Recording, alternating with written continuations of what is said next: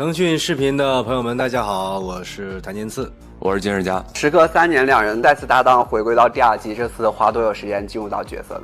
第一天我真找不到感觉，我有点慌，当时到了第2天还是第3天，感觉瞬间就回来了。是又要符合大家对于《猎罪1》的一个观感，又想给大家在《猎罪2》的时候有一些新的期待吧，在保证人物的原汁原味的情况下，也希望通过杜成这个角色，让大家看到杜成的一些成长吧。所以这其实也是拍续集的难度。既然我们决定3年之后再来重新做一个升级的一个事儿，那等于这个升级也是全方位的升级嘛。升级和保持它原汁原味中间的度怎么去拿捏呢？大家都是在一起用力，一起使劲儿，想把这个作品完成好。大家对1抱有了很大的喜爱，对2肯定会带着很大的期待。所以我们在2的创作的过程中，大家都是很认真很负责的一个状态。在第2季里面，沈一和杜成他们的关系发生了怎样的变化？在1的时候，其实我们2个人的人物关系是相对更加的有冲突的嘛，从2个人之前建立矛盾到隔阂到彼此信任，它是有一个转变的过程。到了2之后，已经是一个冰释前嫌，并且是非常好的合作伙伴了。那我们要在非常好的合作伙伴上面，我们去创造一些困难问题，包括沈毅他也不会像第1季那样画不出来了，非要掉到水里才行啊，这些问题可能在沈毅身上已经没有了。那我们就要去挖掘角色更多的可能性，在第2季里面。第2季我觉得可能更多的是沈一和杜成之间这2个人物不同的观念之间的纠葛吧。我们从观念上的一个不同，但是又互相成就对方。观念之间这次会产生更多不一样的分歧吗？你每个人都不一样，有的人感性一点，有的人理性一点，那在遇到同样一件事情上，大家选择的处理方法就会不一样。在这一季里面，你们理解来看，他们会互相更理解彼此吗？就我觉得这个世界上没有100%合适的 partner， 或者没有100%合适的人。2个人在磨合的过程中，因为对对方的了解，因为对对方的认知够多，所以才会做出相互的谦让和相互的理解。所以这是2个人物关系的一个进阶吧，我觉得。因为第1季其实我们知道有很多场面都拍的比较难嘛，在这集里面，你们觉得拍的最挑战的一场戏是什么？1对我来讲，难的戏可能更多是大量的专业术语，大量的画画侧写。到2这些已经不是问题了，2有几场戏真的是给我难到了，提前就让我觉得有压力，不知道能不能演好，要提前去做功课，给自己疏导疏导。这大概一个什么样的戏？就类似于葛雨天的那个案件，整个案件下来我都非常的难，包括方凯毅的出现，我在卧底的这件事情上都很难。嘉哥有没有什么比较难的戏份？反正他难的都是在台面上难，我是台面下难。私下你们也经常会有一些对于剧本、对于角色的讨论。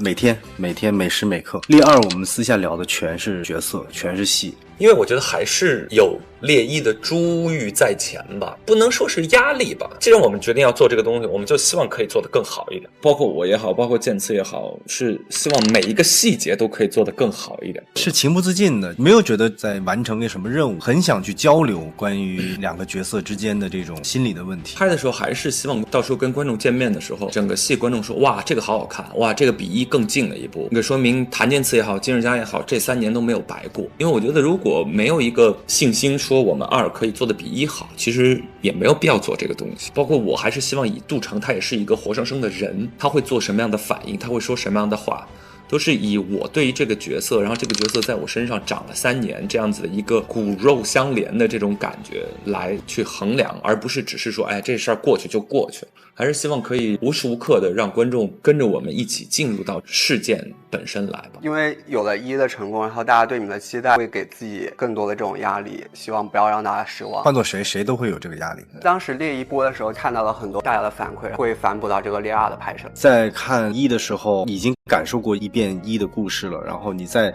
进入2的故事，你自己也会对2有所期待。我在北疆分局接下来的日子里会发生什么样的故事呢？会跟之前有什么样的变化呢？这个人又会有什么样的成长和遇到什么样的困难呢？这都是我们对于自己的角色和这个故事都带着各自的想象的吧。这一季拍下来觉得最名场面的一场戏是什么？我觉得难演的戏都挺名场面，都挺名场面。在结尾的时候有一场真真假假的决裂，我们俩最后大结局的时候吗？也没有大结局吧，就是快的时候。这一季的大结局会透露后面还会不会有后续吗？看这个造势啊，有点这个意思。他们的故事其实还没结束。猎1的时候不也是吗？总喜欢在全篇结束以后来这么一下，告诉你们我们有可能还有后续。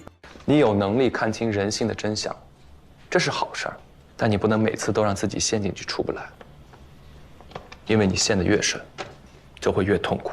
我如果画不出犯罪者心中的那个犯罪人格，我的工作永远无法完整。画皮画骨不重要，我要画的是心。在第2季的时候，大家合作起来会不会比第1季更默契一些？肯定会啊！这次不管是从我们本身还是从角色，我们都要告诉观众，带给喜欢《猎罪图鉴》的观众一个信息，就是我们成长了。也希望他跟观众见面的时候，大家能够看到这份成长，看到这份喜欢吧。就我们拍猎一的时候，可能更多的是我们去完成沈毅、杜成这样的角色。到猎二的时候，其实已经不满足于我们只是完成这样一个角色，而是希望这个角色可以在我们身上有一个更好的发展。能做的都做了，剩下的就是交给观众吧，看观众的反馈了吧。观众的反馈会对你产生什么影响吗？其实对我还好，我觉得最主要的还是一起工作的台前幕后的工作人员，包括导演啊、制片人啊，包括摄影师啊等等等等，就大家在那么热的地方花了那么多的时间和精力，还是希望我们一起努力做出来的一个东西会得到观众的认可。我一直说，其实演员的工作是最简单的，所有台前幕后的工作人员把一桌菜都烧好了，我们只要上去演怎么吃就行了，他们的工作量会更大。我也希望通过我们的表演可以让他们的工作有一个很好的大家的肯定吧。再给我们推荐一下我们这个剧值得期待的地方。《猎罪图鉴2》是一个非常有诚意也非常用心，我觉得能看到角色和我们的成长的一个戏。我希望它播出的时候大家能够多多支持，多给意见吧。无论是看过《猎罪1》还是没看过《猎罪1》的观众朋友，我们很诚意献上的《猎罪图鉴2》可以让你们喜欢吗？猎罪1的时候说你们俩其实都有点恐高，这次猎罪2有没有恐高症犯的戏份？这次玩的都是心理，心态的崩盘，心理攻击啊！这次两人合作下来，会对对方印象有没有发生不一样的变化或者感受？没什么变化，我觉得嘉哥一如既往的都是那样的一个sunshine阳光，爱打篮球，爱琢磨戏的这么一个大男孩。所以嘉哥平常在剧组娱乐活动就是打球吗？对啊，就出出汗，运动一下。拍猎一的时候，我们有一些娱乐活动，没事我们两个人还能在一起小酌2杯啊。这次猎2我们真的是一次一口都没有酌。那这次有没有什么娱乐活动？两人没有，他可能还打球，我真是一点都没有。有没有时间出去探索解锁一些福州的美食？这个还是有互相分享的。比如说他给我推荐了一个什么当地的捞话，然后我又给他推荐了一个火锅啊。但这次太忙，没有机会一起去吃过，对吗？就要不就是我在开工，要么就是他在开工。完美闭环。你们觉得两人谁的笑点会更低？笑点。生活中我俩笑点好像都不太高，但是戏里面他笑点很高，我很容易笑场。他的笑场完全取决于我，我如果笑出来了，他就跟着笑；如果我没笑，他就不会笑，他不会去主动笑场。我们由于这场戏牵扯到搞笑的嘛，然后演着演着就不行了，就想笑，他能憋得住，他不笑。有没有哪种戏份是大家会笑到停不下的那种？有。走戏的时候笑的比较多，拍有一场戏刷视频那场戏我笑到后来我都已经没有办法演了，我就跑了，笑跑了。其实那场戏的搞笑的点是在于何荣悦，那个点就过不去了。两位在冲浪的时候有没有看到对方一些比较有趣好玩的视频或者物料？冲浪上网，对，上网。我想冲浪怎么我俩冲浪？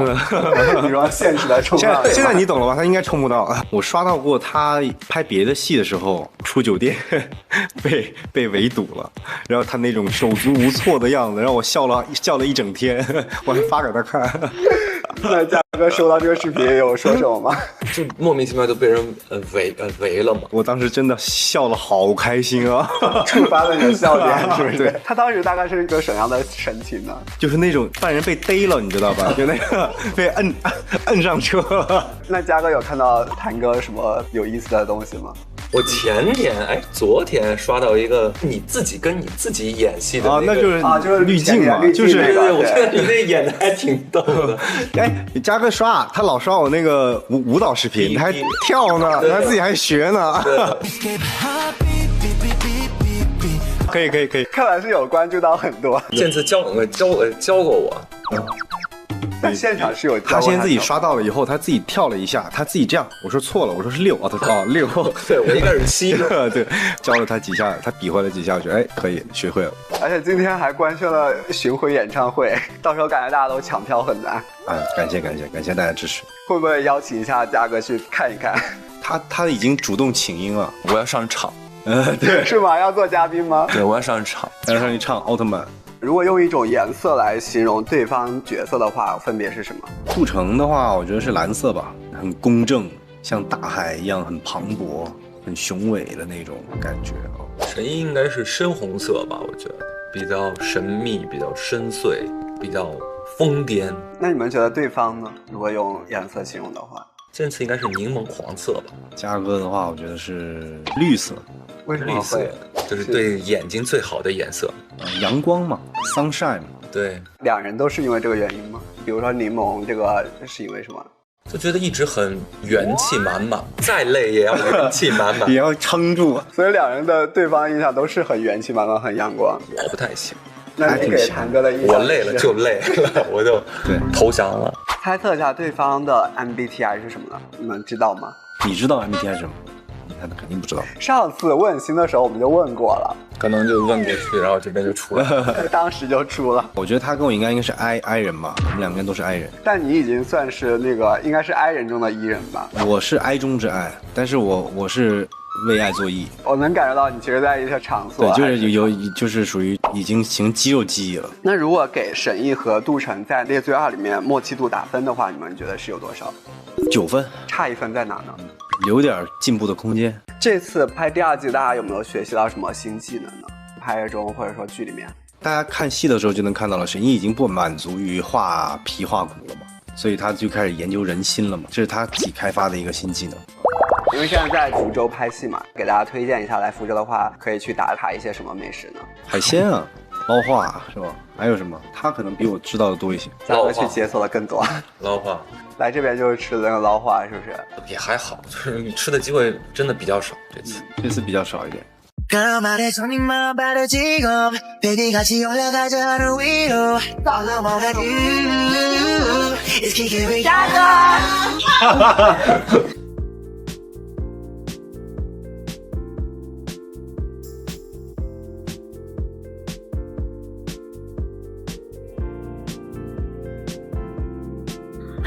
朋友们，我现在正在满世界找我的这个相机的支架。自从我从横店回到北京，就没有录视频。对，所以我现在已经找不到它去哪儿了。我此时此刻其实是非常焦虑的。其实不仅仅是找不到东西很焦虑，而且我不是对猎罪播了嘛，等于是我的宣传期。播出当然是一件非常开心的事情，但是宣传期真的太忙了，真的有1万件事情在等着我。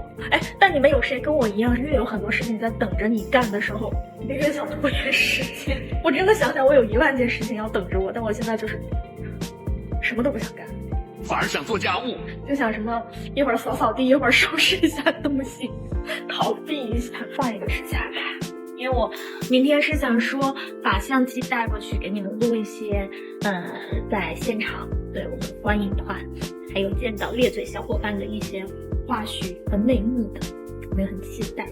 然后我先把我指甲弄上。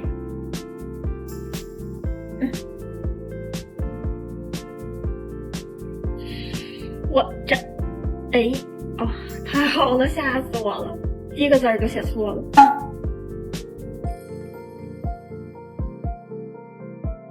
当当，对，希望李涵可以治愈他的过往，然后大步走向他美好的前方。长大姐从横店回来吧。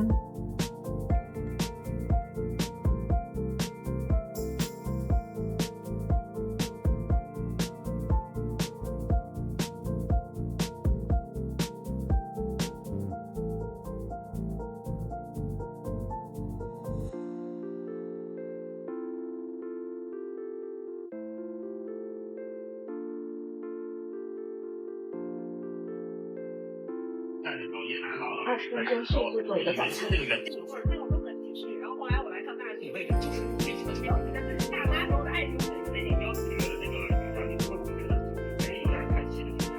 我可能也不喜欢看到的，我是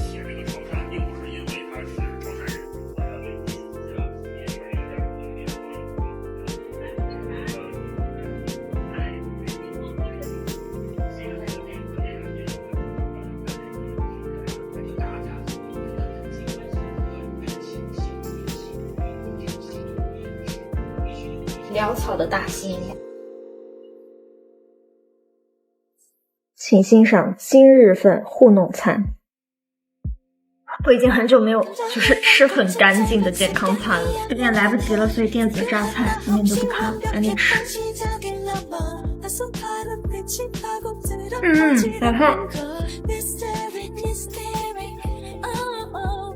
准备出发，真的太赶了。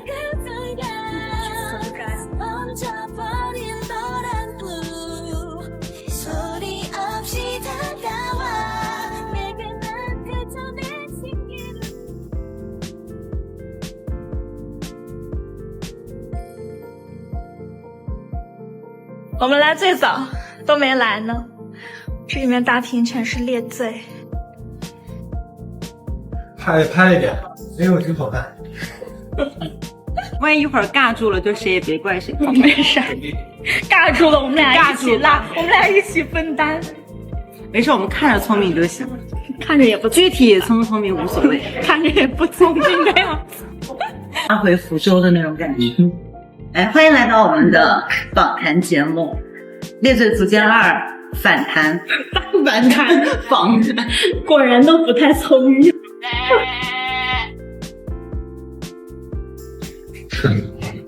你笑什么？为什么要冷笑？这样的话生字。对，鸡豆腐，这个监测老买给我们，每次就给我们带。看北京有这个买给大家，给你看看。这个是新的吗？这个是他专辑里的小卡，就是首张实体专辑。专业。怎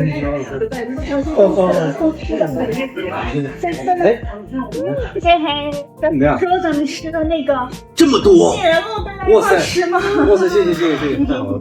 你在福州买的？没有，北京开了一家新店，我就搜了一下，然后还有一个，拜托你，我们家小朋友从高中开始喜欢你，麻烦你老师签个名。刚才在底下那个。他坐底下，我看一直没在录我，一直在录你。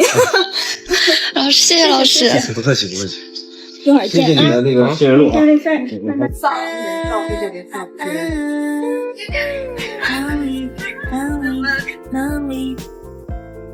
造起来啊！准备造起来啦！我是《猎罪图鉴2》中谈的扮演者陆妍琪，欢迎，再次欢迎我们的北疆小分队啊！看谁没在。我自己干沈老师发的活，成队的活，我发给蒋峰。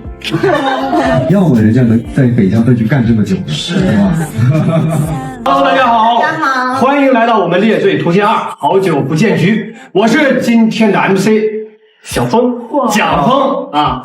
如果我要真心喜欢，下一位是，来再次热烈欢迎《猎罪图鉴2》的主创演员们，欢迎。